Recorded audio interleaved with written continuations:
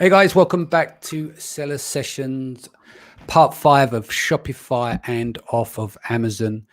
Day 59 in a row for me, 4 p.m. BST. Tomorrow is our 60th birthday. Miro? You look great for 60, man. I look fine for 60, don't I? Yeah.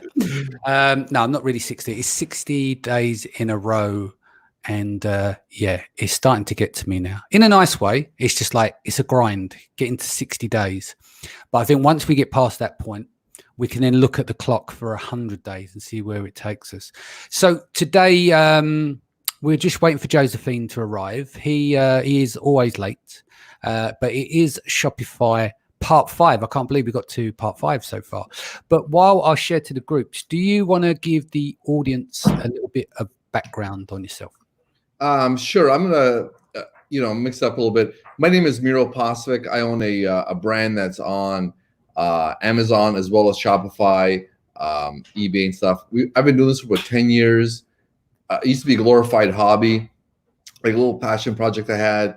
And then the other business I had, one of the crappers. So suddenly this became my main focus. And I've been fairly successful. We started with Shopify back in January 2019 at zero. Now we're doing mid 6 figures on Shopify. It's just been an effort of getting it built up and getting, building the audience and finding who you people are. So I'm qualified to speak, I think, in some ways.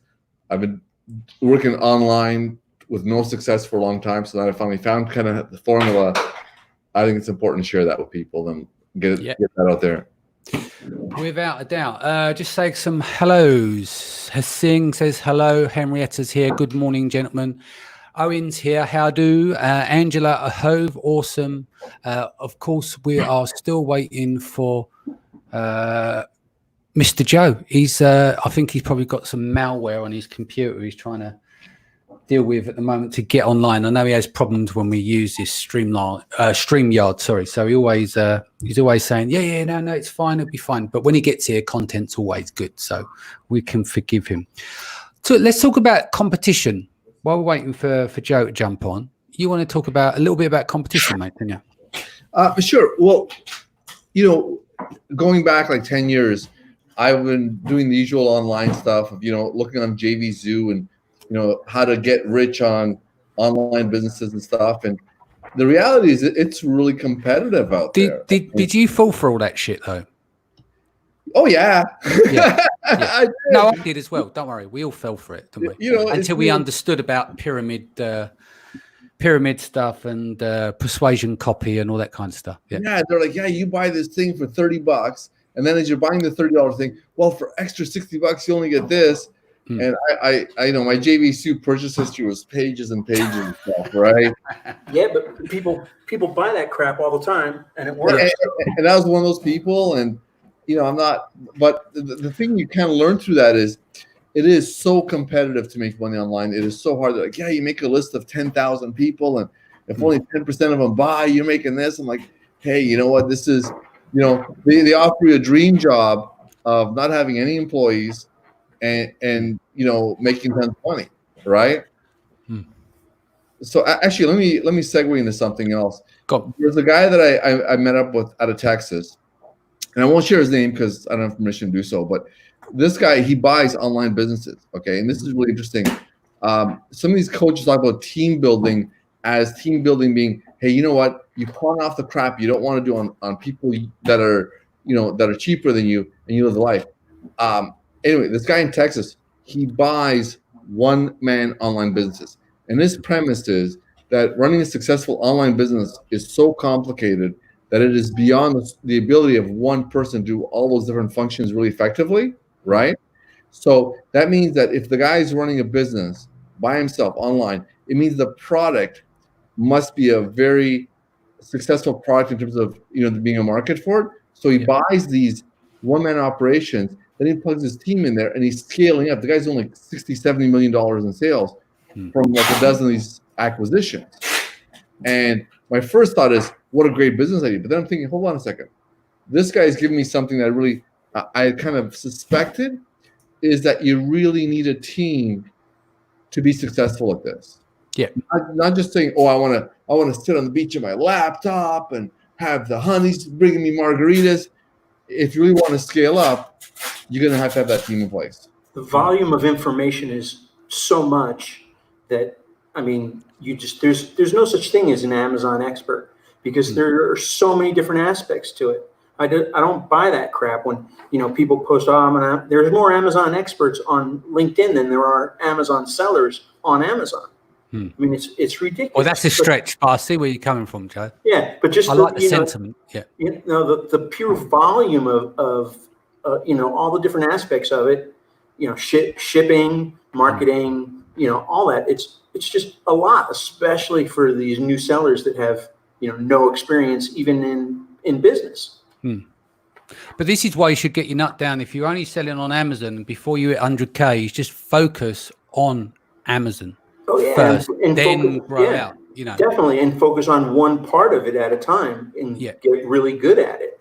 And let me throw something else in here, and this is kind of where I take my ego down a couple notches, right? I got an email today. There's a guy. I sent you his email address. The guy's name is Povilis. He's my Amazon pay-per-click guy, and he's now doing product descriptions for me, right? Now, I'm right now in the process of moving over to Amazon Japan, and I sent him over a spreadsheet. Here's all our products. Get these set up in a spreadsheet, and I'm going to send them over to Japan. This guy sends me an email back saying, well, Miro, wouldn't it be better if we send over the descriptions when they're all edited and perfect? Okay. Now I'm a let's just go guy, right? And this guy is detail oriented and really specific. And what I'm saying is, you need these people on your team to offset your different characteristics and skill sets, right? Like, I'm all about let's just get done and move on to the next thing, right?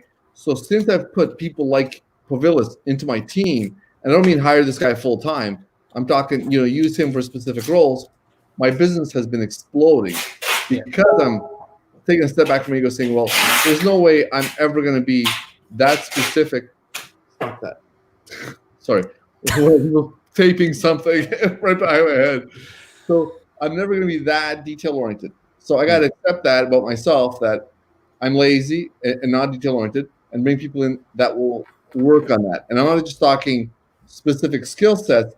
I'm talking specific personal characteristics. Because you're right, Joe, you can't absorb and filter that much information on your own. You can't do it. No, you can't. And we all have strengths and weaknesses. Exactly. And even I always say to people, like, I don't have an instrument. I am the conductor of the orchestra. Yeah. So I work on the businesses, not in the businesses. But obviously I'm busy all day, 7 days a week with what I'm doing.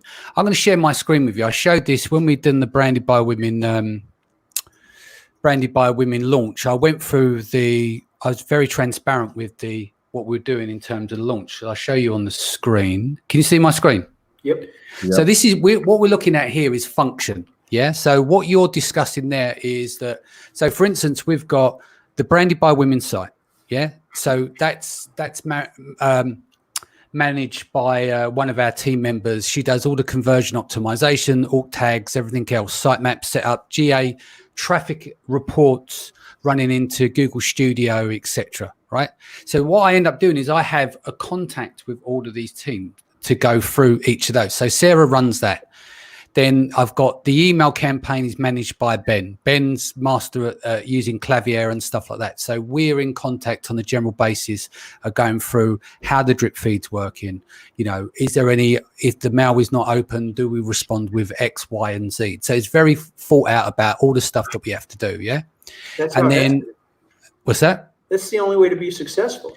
Well, this is what I'm trying to get to. So trying to explain here is that I couldn't do all of those functions on my own. So I have to have experts on each of these departments to do this in order to execute it.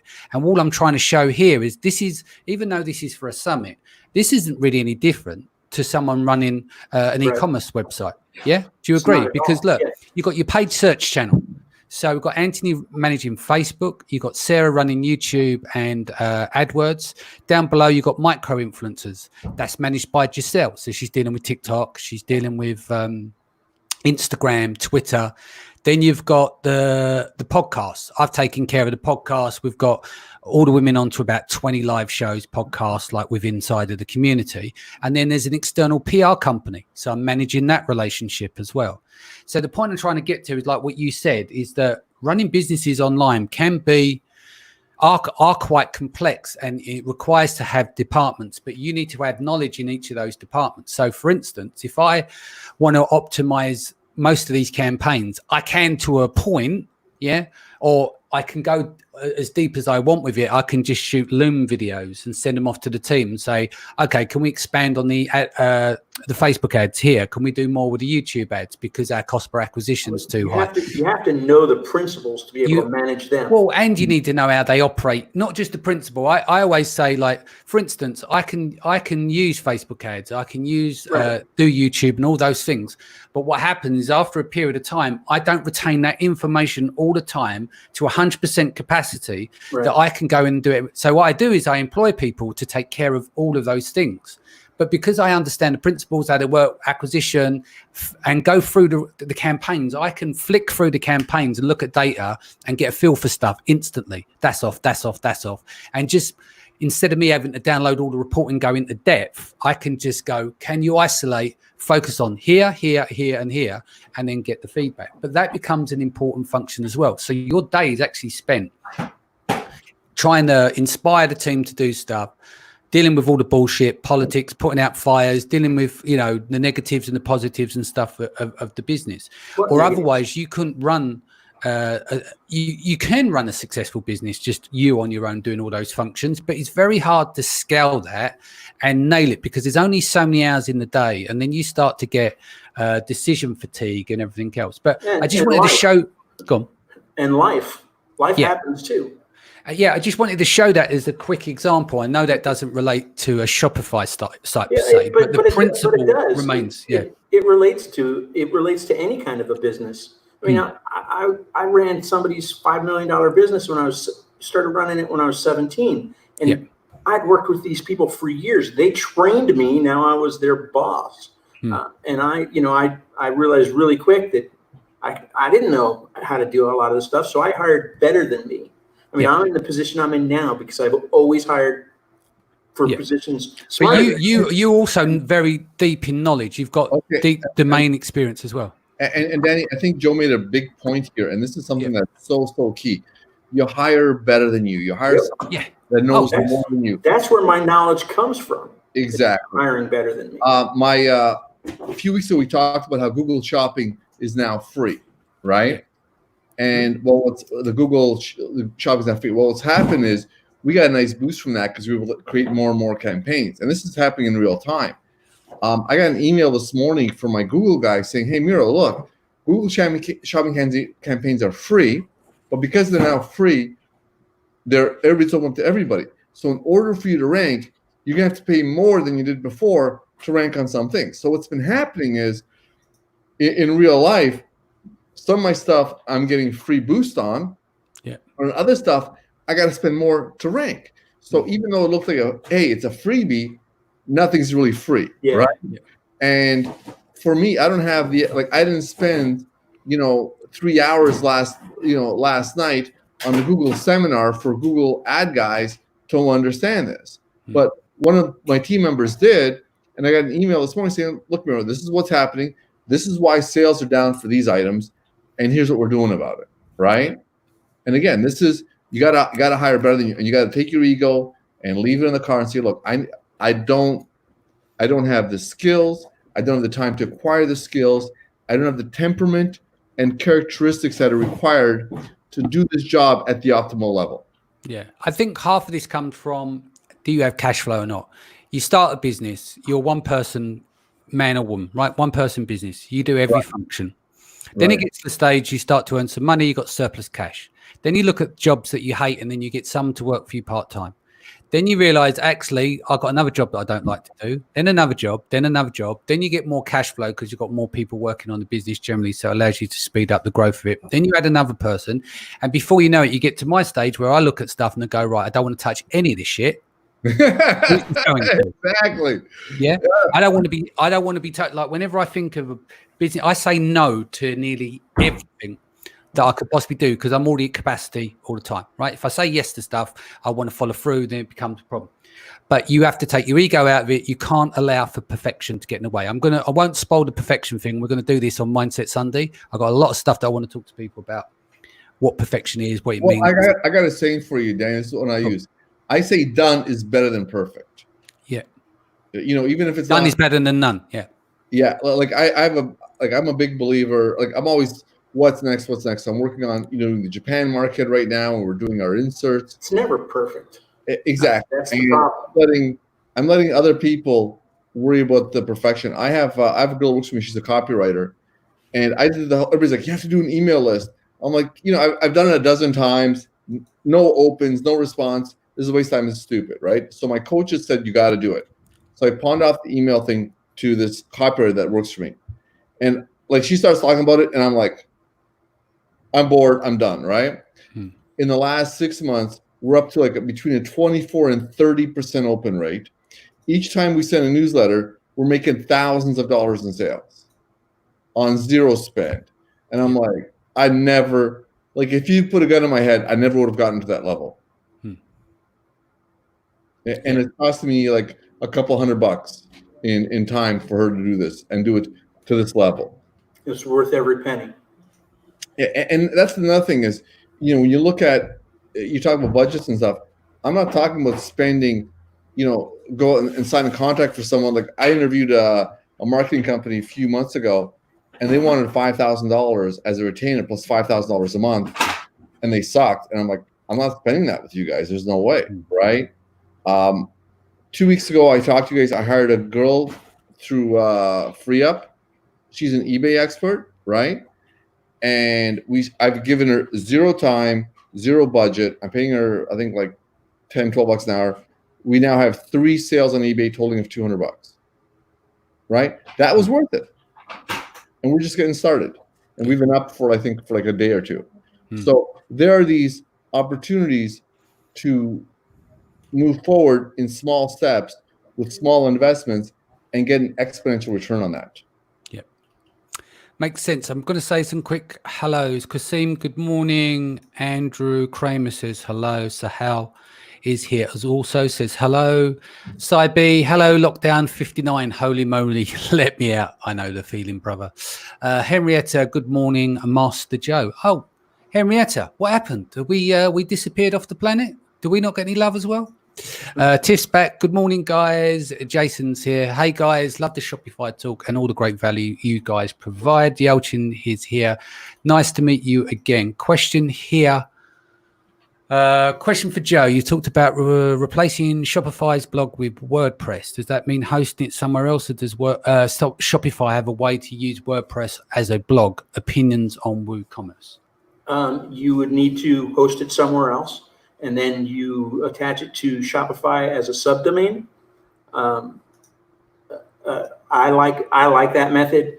Shopify is really good at e-commerce. WordPress is really good at content. So when you put them together, you get the best of both worlds. Themify actually makes a WordPress theme that's suited for the Shopify Lite program, so you can integrate the two. That's if you just use the Shopify plugin in your WordPress program. I only recommend that for people with 15 products. Once you have more than 15 products, you're just better off going to a Shopify store with WordPress. WooCommerce is okay. I've used it before. I don't have problems with it, but I like Shopify better. That makes sense. Henrietta's come back. I was joking, Henrietta. She said, I did say hello, gentlemen, before Joe come on the show. Andrew says, how much should the Shopify website creation cost, and how much should it? And the question cut off. But let's start with the cost of putting a Shopify site together. So how long is a piece of string? But just a rough idea on a mid-sized store, Joe. I've seen people spend $4,000 or $5,000. I wouldn't spend more than, $1,000. To me, $1,000 is way too much. Shoptimize is a great paid theme with all the marketing bells and whistles. But I've built plenty of stores using free themes and built the features into it that I needed. Yeah.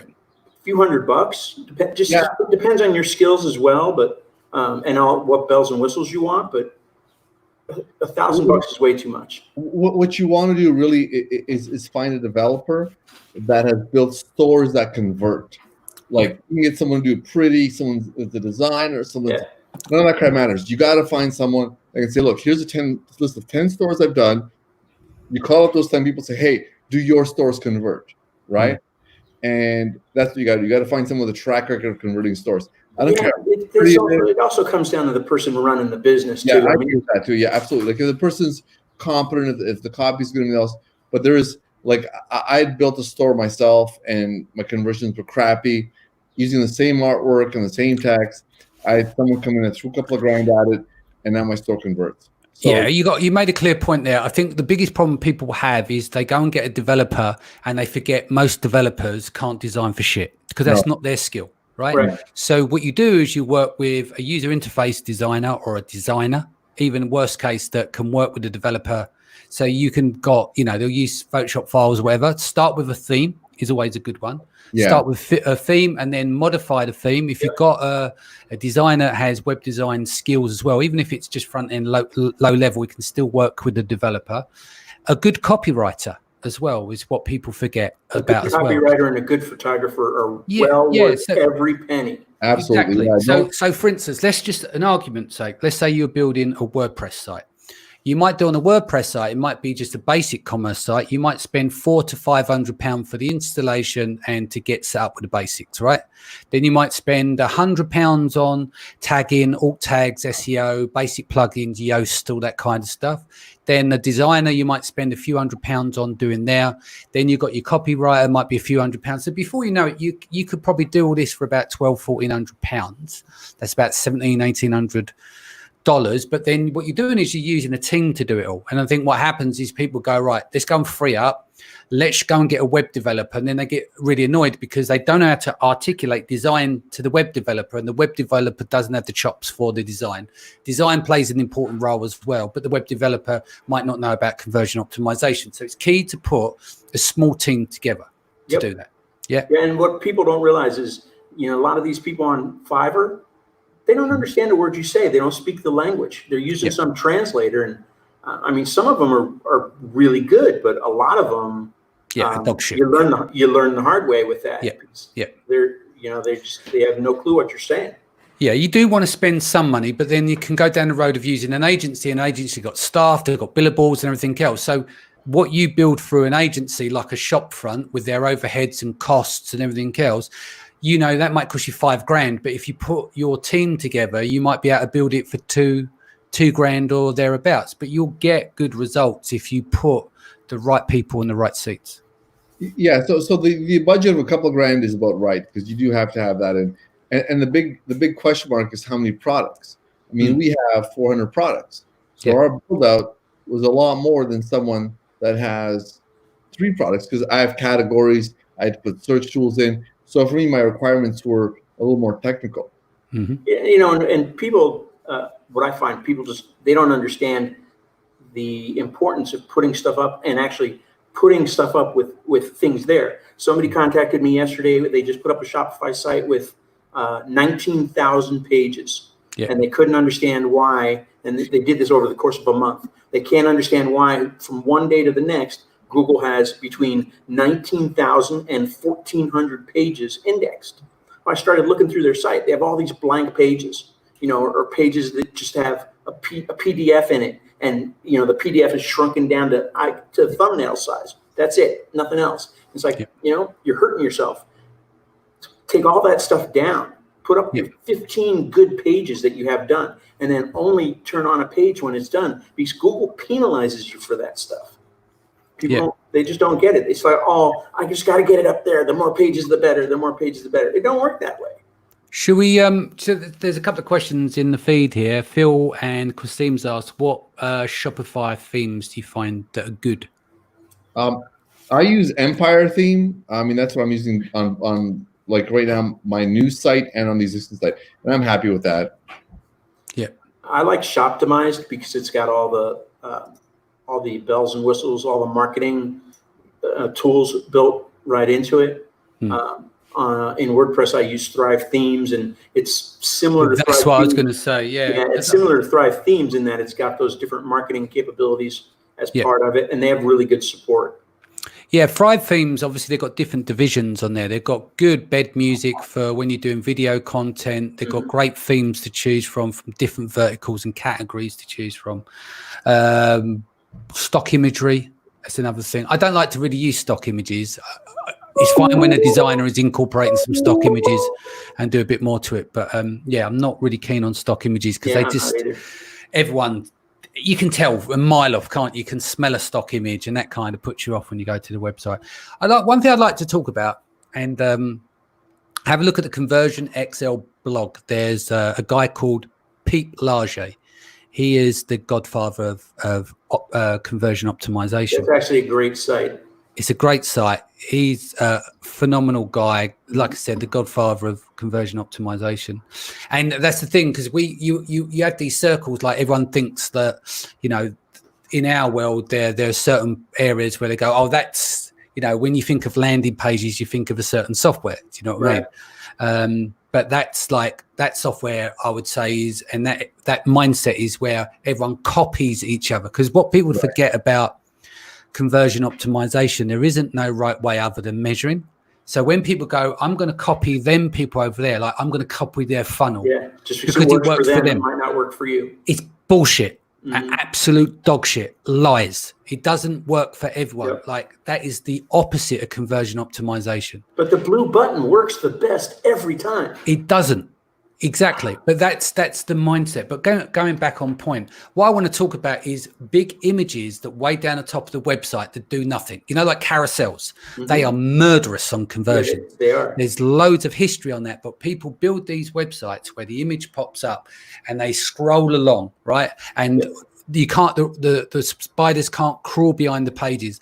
That is the death knell of your website. So anyone listening now that has got that at the top of your website, it's got to go really quick. So Joe, I used to have that because I like, you know, all the big websites have that nice design feature. So I was like, oh, I'm going to put that up because it looks good. Yeah, it looks beautiful, but the problem is it doesn't convert. I mean, it don't convert. It doesn't, and it slows your site down. And so, and people don't stay on the page like, wow, that's pretty. Bye. Yeah, you know, people make that same mistake with A+ content all the time too. They put these full width banners on there that are like, you know, only this big for an image with really small text. Well, that looks like shit on a mobile phone. It just it doesn't work well. If you're going to put a full width image on A+ content, it's got to be really tall, and you got to be able to read the text on a phone. Let me jump in here on something else too, Joe. And I'm not sure if you've seen this, but like 80% of my traffic is mobile phones. I'm a computer guy, right? So I'm on a computer. Like, I can barely see my damn phone. I use it to make phone calls. I know it sounds crazy, right? I'm an old guy. But I went to my kid's school, and the school was having computers because some like 80% of households did not have a computer. That blew me away. But that's what happens. People live on their phones. So if you're making a website, your focus should be, is it mobile friendly? Over and above, does it look nice on my MacBook? Because you know what? Chances are your customer is not on their MacBook. Like 75% of my sales are off a mobile phone.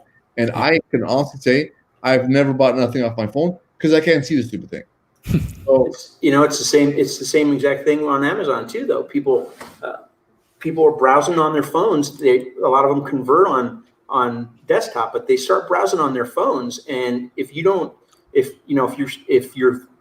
listing isn't mobile optimized, you might miss that first impression. Then when they do get to purchase, they skip right by you. Yeah, you made no impact. Yeah, so your fancy website with the 3 sliders and all this stuff. Get rid of it. You're like, looks nice, doesn't serve a purpose. Exactly. Indeed. What else can we cover? There was a couple of things I wanted to talk about. It's just gone. Andy, can I throw something else in here? Yeah, of course you can. So, you guys know I'm in the supplement business, right? We do now. No, yeah. I always tell people, shame on you. I sell drugs. So I said that at customs coming to the airport one day. They're like, ha, ha, ha, go in there and get searched. Yeah. You won't do that again. Yeah. So part of what we do is, I came out of it as a homeopath, so I used to do some consulting, and I'm actually in the process of launching services on my website, and I'm talking to some people, and that's a big new thing, saying, hey, in addition to selling products, are there services that you can offer? Because you have all these automated tools now that will run calendars, that will do billing. I mean, this stuff, I didn't touch it before because who's going to babysit all these people and do all the admin work? But that's all built in now into software. So we're right now working on developing a team of consultants that I can sell on my website. I can do customer acquisition, and then at the same time feed them the work and take a good chunk of the money. And that's the revenue stream. Because one thing that Joe and I agree on is you can't trust Amazon. And the more revenue streams you have, the more secure your business is. So right now we're in the process of saying, hey, you know what? Let's see if we can add services to this. Because even Amazon is offering services. Do you guys know that? Amazon offers loads of services, most of which don't work, obviously, and the account managers disappear after 6 months, leaving you holding the baby. No. I mean, I don't know if they have it over there, but here we have something called Amazon Services. So if you buy a ceiling fan, Amazon will arrange to have someone install it for you. Oh, I see. Yeah. I've seen that. Yeah, in the US. They got that from when they bought Ring, because that was the premise of Ring originally. Was the purchase amount included installation? Yeah. Right. 1 second. Cybe's just come in. Just got rid. Slideshows has gone. We'll report next week back on conversion rate.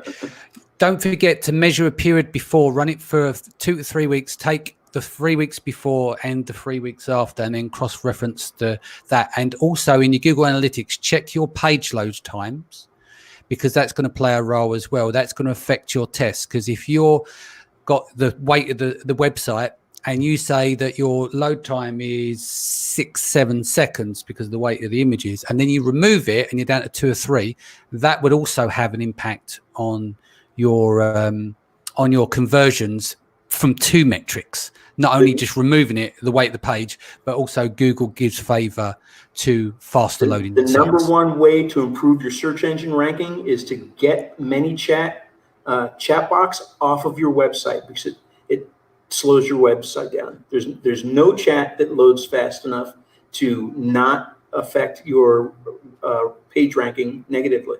Right. And also the chat features are annoying as hell. I had it in there, and all I ever had was dumb people and dumb people at 3 a.m. Like, it is people trying to sell you shit. Yeah, it was a complete waste of. We got to do it for customer conversion. No, all it did was convert me into hating everybody. Here's a good question. Andrew Kramer, it says, for A+ content, we have A/B split testing now. What's the best way to handle split testing in Shopify? Optimizely. Do you guys use that? That's really good software. I haven't used it for a while, but I always found that to be very solid. So Optimizely. And like I said, there's a lot of things that you can do to optimize it and develop your site. I have not done any split testing on Shopify. I just haven't gotten around to it. You have this. We talk about absorbing information. You have this overwhelming flood of ideas, information coming to you, and you have to triage them to some extent, saying, "Look, number one, what am I actually going to take start to finish?" Because the worst thing is you start something half-assed and you never get all the way done. And if you're not going to do it, can I throw money at it and have someone else do it for me? So, I think the best way using split testing is just go for obvious stuff that you split test. When you start split testing bullet points and like description paragraphs and that, it just gets beyond. You want to look at split testing your pricing, your images. They're going to be 2 key things. That's one of the things I like about Thrive Themes. When you use their split testing, you can have you can set rules for a winner and when it decides a winner, and then it just installs the winner itself. Well, that's cool. Yeah, it takes it out of your hands. That's cool. The other thing about split testing, you need enough traffic to reach statistical significance. So it's pointless, basically, doing that if you haven't got the search running. Unless you're doing 10,000 visits a month and you want to split test on your homepage, it's going to take you a while to get the right data out. Right, and that's really, like, if you have a handful of products and they're all really high traffic products, one thing. I sell a lot of products and not one sells a lot. Yeah, so you've got to think about where you split test, and then you look at your Google reports to see the page reports, how much traffic are going to individual pages to see what's worthwhile. So that's where you get into your Google Analytics. Adam says, just to confirm, get rid of the slideshow on homepage and have a single image. Yes. Yeah, I mean, we say single image, you redesign the homepage, you are going to have images, you are going to have text, but I think a lot of people forget when people arrive to the site, the worst thing you can say is welcome to homepage. What the fuck does that actually mean? So you need to make it very clear. What is it? You need to hit the fisherman over the head with the wet fish. People clearly need to know when they land on the website. If you're selling hand sanitizer, the first thing it should say within these words, in the headline, when you land on that page, something related to hand sanitizer. Nothing clever, but just let the fisherman know that you hit them over the head with a wet fish. It shouldn't say my name is hand sanitizer? No, I don't know if we go that far. That would be a bot that would say that. But no, my point is You're 100% right. I found what kind of works where you as a point for testing, then you run heat maps and stuff that on there, which works not very necessary. It's more for a non-commerce site, like a service-based site, right? So when people land on the page, so their eyes, if you look at Google Trend, Google heat maps, it goes like this. I like heat maps more than I like A/B testing in a lot of cases because it is the eye tracking. I mean, and even on Amazon, you look at the heat map tests that have been done on Amazon, and it speaks to the principles that people, their eyes go left, right, and then back over to the bullets. They go down, and the only time their eyes go across the bullets is when they're short and to the point. Yeah. So what you tend to find is your title is on the left-hand side, and your image is normally on the right, or a form. Mm-hmm. So like a short form to capture data. So I find if you've got an image there, let's just say that it's a service-based site. You've got the image on the left, and then on the right, you've got the form. Just above the form, you've got the short headline, exactly what it is. Then you've got a tiny paragraph underneath, depends on the design structure. Then you have your 3 bullet points. So your title, your subtitle, and your 3 bullets all wrap around exactly what you do and succinctly puts that together. So that person who arrives there is reading that within that 10-second margin. Yeah, you've got to remember, their eye naturally follows. Then they go like this, and this is why you see bullet points, group of text, then you see an image. You're breaking this up as it goes up, like down through the page. It's always nice if you can design pages so they're not square all the way down. If you can introduce curve like PNGs in the background that kind of guides the eye as you go down, you can actually follow that motion as it goes down the page. You can do some stuff that's really sophisticated. It's the same for images. If you have a person in the image, you have them facing into the middle of the page as opposed to facing out the end of the page. And because the eyes follow that, you want the eyes to follow the body to what you want them to look at. Yeah. I mean, I've seen some ridiculous forms where literally people are sitting there going, pointing at the form, and then they do a big green arrow. It needs to be a bit more sophisticated nowadays. You might used to get rid of those if you're selling like, ebooks and stuff like that. Yeah. But I think design plays a massive, massive part nowadays in a website. Space builds trust, design builds trust, but you need to know how to put it together with the copy as well. And this is what goes back to having experts doing each of these departments. It's not just slap it all together. That might get you some sales, but doing it right and putting the right pieces in the right places is going to get you a lot of sales. There's a big that's the difference. And also understanding your analytics. Sorry, go on, Mira. Another thing you do is when you look at your site or look at any site, and our whole premise is we're solving problems, right? We're solving a problem or a need. And you say to yourself, okay, I have a website with 3 beautiful sliders or a beautiful image. What problem is that image solving for me? Is it just some image that's pretty, or is it an image that shows someone living a lifestyle? Like if you look at the, I'm going to use the analogy of the pharmaceutical companies. They don't have that out in England, I think, but here, drugs, huh? The drug companies. He loves his drugs, doesn't he? Yeah. Yes. Well, you do what you do, right? But these drug companies do a beautiful job of showing lifestyle images. So what they do is they'll have this beautiful family running through a field on the bottom. This may cause death, dismemberment, and loss of sexual function, right? But the visual is these beautiful, happy family. These lifestyle images are so important, but they have to be relevant too. Yeah, I mean, that's something that is difficult to scale, is the having good lifestyle and obviously and main pack shots as well on the website. That's difficult to scale. Sometimes you can get away with it with your own lighting setup to a point. But yeah, if you've got the budget, really images is going to go a long way on the corner. And, and it's hard. It depends on the product. I mean, how do you show a lifestyle image of a supplement, as opposed to a lifestyle image of somebody using a bicycle? Yeah. It's just a completely different concept. How do you? Let's ask the supplement guy. Okay. Well, what you do is you get people running through the field. Yeah, people running through the fields. Exactly. Like I live in a beach town, right? So what I'll do is I'll take my supplements down the beach. I'll do a lot of photography there with the beach and the ocean. I'll go to the river. There's areas here that are really jungly because, well, it's Florida. It's all jungly. And, we just take a ton of pictures. And, you'll have that overview. And you're creating that connection between your packaging and this beautiful scene in nature and that kind of stuff.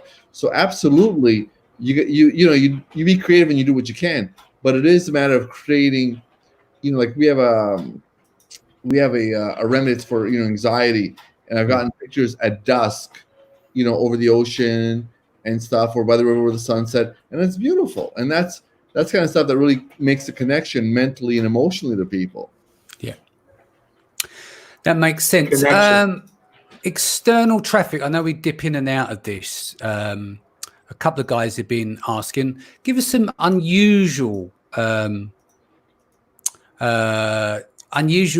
the word, platforms where you could get traffic from. We know about Pinterest and stuff like that. But is there any unusual places that you've seen traffic come from? It's a good source. I know it relates more to the product, but Joe, give me some examples. Content. It's all for us. It's all about content and guest posts. Spreading the content out there. It's the difference between ranking for 200 phrases and 37,000 phrases. When you're ranking for those kinds of numbers, you're bringing in a ton of traffic. And I mean, that's huge for us, but we do all kinds of things. We will take an item and make like a little starter pack and then do product targeting on Amazon, do ASIN targeting. If it's an add-on type item, and we'll target the entire category. I have somebody right now who's targeting every ASIN in the category that they sell in because their item it's easily an add-on product. We've done it in the dog niche before and on a launch, and this guy sold 3 months of product in 3 weeks. Wow! So guest posts. Let's look. Oh, no. Sorry, Miro, go on. Okay, I'm just going to kind of take a different approach to it because obviously Joe is very strategic and I'm not that strategic. What we do is we sell a lot of product, and part of our mixture is we make sure we have a really high quality product.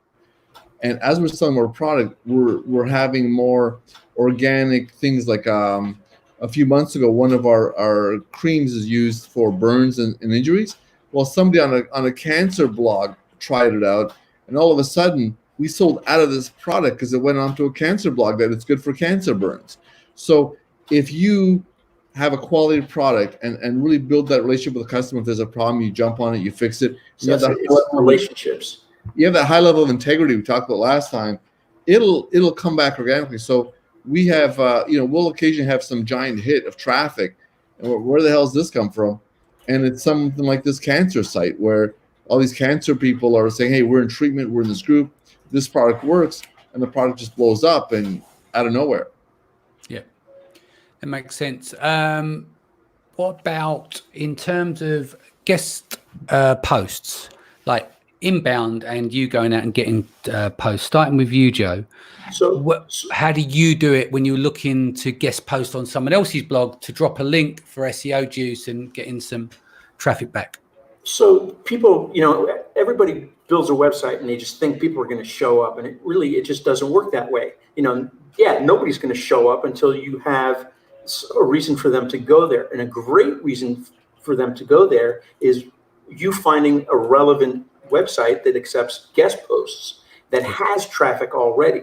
And you get a guest post on there where you're able to reference in the bio, your site. And it gets you in front of 1 million people that you otherwise can't get in front of without spending a ton of money in advertising. There's ways of targeting instead of targeting. If you see this audience of 10,000 people, whatever, that you want to target, a lot. The go-to way to target them is paid ads. Paid ads. Facebook ads, all this other stuff. Rather than target the entire group, find 50 influencers that these people all flock towards, or 50 sites. That's the whole affinity thing, and you target those influencers and partner with them to get your advertising through their network.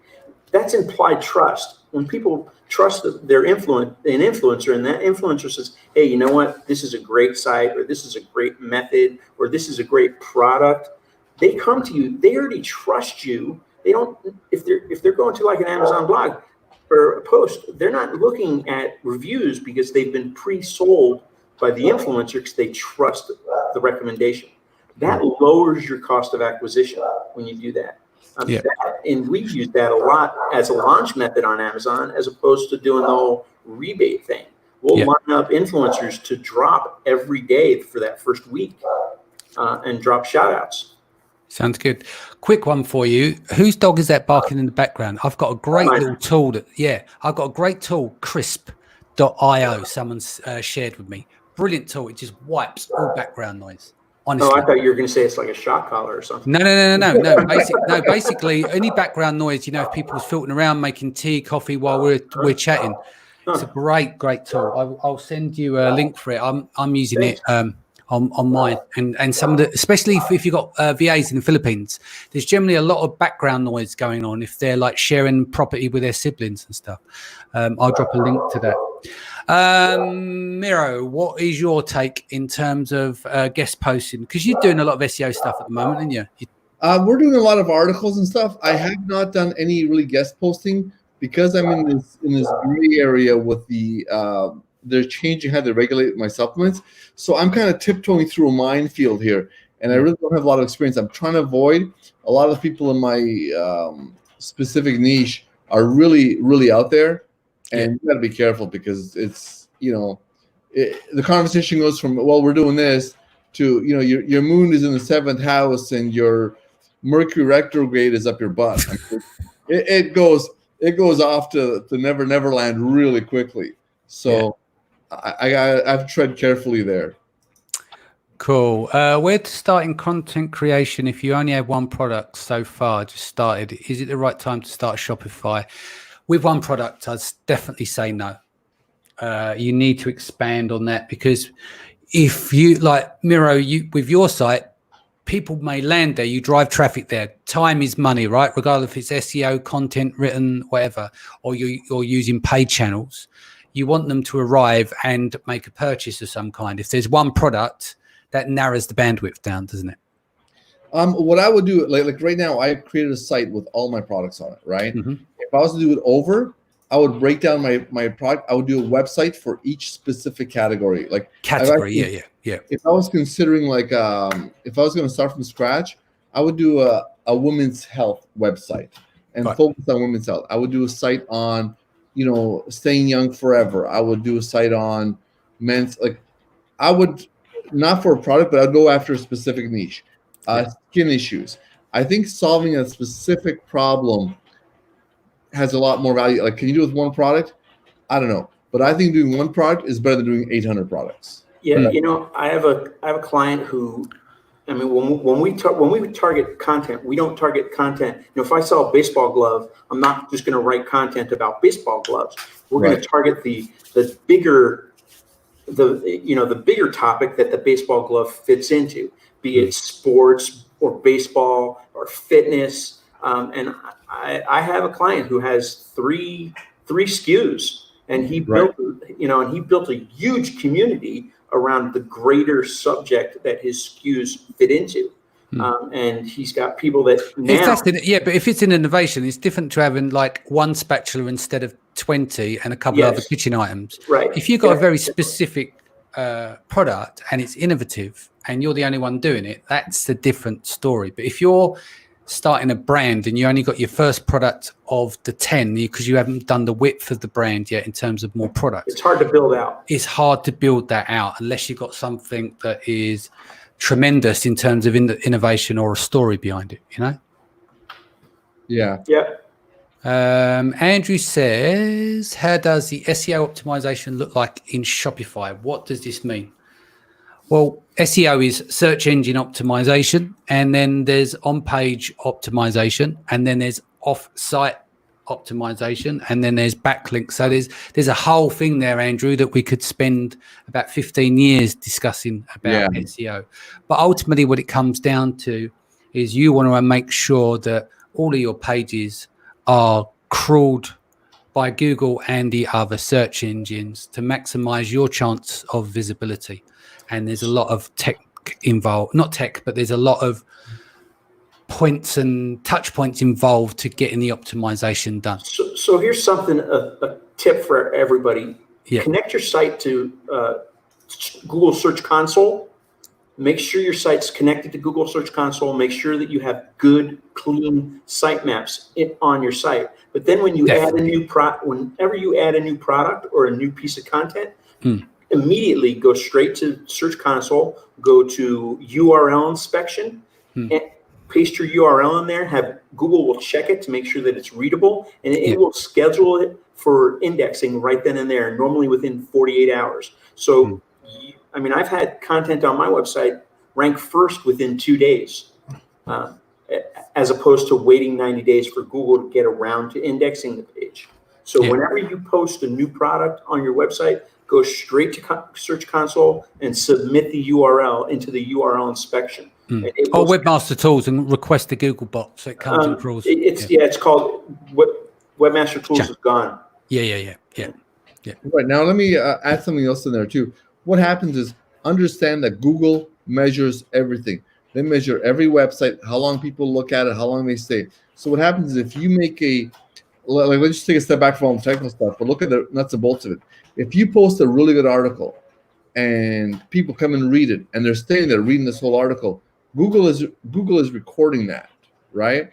And they're going to award you with ranking based on how people engage your content, right? If you have videos that are good, like I was kind of like, we did a bunch of YouTube videos and a lot of them only being like shown for 45 seconds.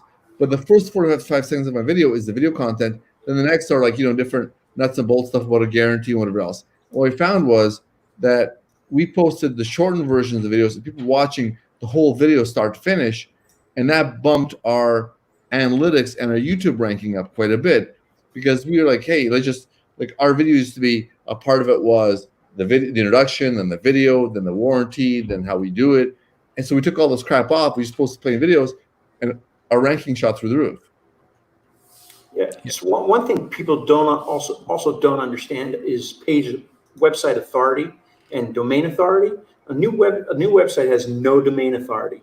And just like when you're trying to get traffic, you use guest posts. You can do the same thing with gaining authority by posting or by getting backlinks. Something that works out really well if your product and if your topic fits the site is Medium. Medium is a 95 domain authority website. So you go to Medium and you post an article on Medium, which is free. It's a community blogging site. You post an article on there and you give away something on there, some piece of content, even if it's just a PDF of the actual article. So they press the button on Medium and it actually makes them go to your website to open the form to get the lead magnet. Google sees that as a conversion from a 95 domain authority website going to some unknown website where the people convert. And you get domain authority from that connection and from that traffic. You can do it on Quora. There's lots of places you can do that stuff, and it works. And from an SEO standpoint, that's something that a lot of SEOs do when they build websites. The easiest way to get backlinks immediately is your social media profiles. Go into your social media profiles and put on the second line, put a link to your homepage. Yeah. That's high domain authority backlinks. You have to start somewhere. Yeah. And going to Fiverr and buying 1 million links doesn't work. No, that destroy your site. Okay, let's wrap here. Anything you want to add before we go, gentlemen? I think the biggest thing is, because before we start this, I want to make sure that people know that you can do this and you can make money at it, but it's sophisticated and it's competitive. And understand you have to reach out and get help. Doing it by yourself, if you can come cold into this business and start making money, you're a genius. Because that's in commerce. But I'll give an example. I launched loads of different businesses back in the day, just with a landing page and PPC for service-based businesses. That's a lot easier because it didn't matter what other traffic you got. I couldn't give a shit. As long as that phone would ring based on the PPC calls and we're able to acquire a customer way cheaper than it cost to service on the business, it was a business as long as the frequency was there. Commerce, you can sell them. Commerce, different business, different game. Can't get away with it. Well, the learning curve is long and deep, just like on Amazon. Yeah, I mean, it covers up a lot on Amazon because people get lucky, but luck and skill are different. Yes, yeah. No, it's go into another day. But Ellis, my partner at the agency, he's an algorithm expert and a data scientist. He's done a lot of the algorithm work for Jungle Scout as well. And one of these conclusions of seeing huge amounts of data is that when you actually look at the data, a lot of people are lucky. Yep. A lot of people are lucky because what they try and do, he said you can't really argue too much on one of the things is that look at these people that do well. They launch product, they go into a niche, it's fantastic. But then everything else they try doesn't get anywhere near it. Doesn't mean they failed, but they don't reach the same heights. Right. So you see a commonality of like, there's a lot of also rans and then there's clear winners, you know, and to replicate that isn't always easy. There's a chosen few that can do that. Yep. But if you took everyone, that is a very small proportion that can have a hit after hit. It's like Dr. Dre, you know what I mean? And they confuse it. You know, they confuse luck with skill. So they come back with this, I'm an expert. I'm going to create a course, you know, or whatever. And it doesn't work that way. It's just not that simple. There is no one size fits all process or strategy that works. Yeah. That's the problem because there's so many people selling that song and dance. Yeah. Right. And the thing is, sometimes, like, I've been in business since I was basically 16 years old, and some products just resonate in the marketplace and some products don't. And, you know, like there's a show called Shark Tank over here, and you guys have Dragons Den, I think, in the UK. Yeah, in the UK, yeah. But they had an interesting interview. The guy said, hey, we'll pick up 10 companies and 8 will go in the crapper. I'm thinking, here's a group of guys, unlimited resources, unlimited staff. You know, being on that show is like a $10 million commercial, and they still fail. Some products just don't work in the marketplace, and you got to say, you know, maybe just my product sucks. Yeah, it's the same with venture capital. You know, they expect like nearly the whole of their portfolio to fail, but then they'll get like a Jack Dorsey will come along, or have a Twitter, or have a what's the card thing that he's got as well. Trying to think of the name. That was a success, wasn't it? Then you've got Google and places, and so that's what these people are looking for. So you can have a fund as long as that returns to their investors. So there is a lot of whatever you do in business. Like I think I can't remember who said it. Might have been Gary Vee, but it's like as an entrepreneur, you need to get it once right, as an entrepreneur. But you have to keep hitting the target, and you know you're going to get varying results and stuff. Albert Einstein used to say that a lot. Yeah. They called him delusional. Yeah, exactly. You know? And he always said, all I got to do is be right once. And exactly. And look at his legacy. We're talking about him now. Yep. All this time later. Okay, gents, what's the best way people can reach you? Find me on Facebook, Miro Pasovic, and say hi. Yeah. I'm open to live talking to new people. Yep. Excellent. Find me on Facebook, on my website, and on my YouTube channel. It's all e-commerce optimizer. Excellent. And just to let you guys know what's coming up over the next few days. So tomorrow I'll be back. Show number 60. It'll be our little anniversary, 60 days in a row. Going to get a little crew on for that. I'll surprise you for tomorrow. Then on Saturday, we have our Women of Amazon and an in-depth profile with Athena Severi. And then on Sunday, we're going to be doing Mindset Sunday, Searching for Perfection. Lee Ram will join me, plus 2 other guests will be joining us on Sunday as well. Gentlemen, I bid you farewell. I'll see you back here probably next Thursday for part 6. Maybe we'll do this time, do a bit of Pinterest, and let's do some backlink stuff, Joe, as well, yeah? Gotcha. And Miro, yeah? All right. Maybe concentrate that on that next week.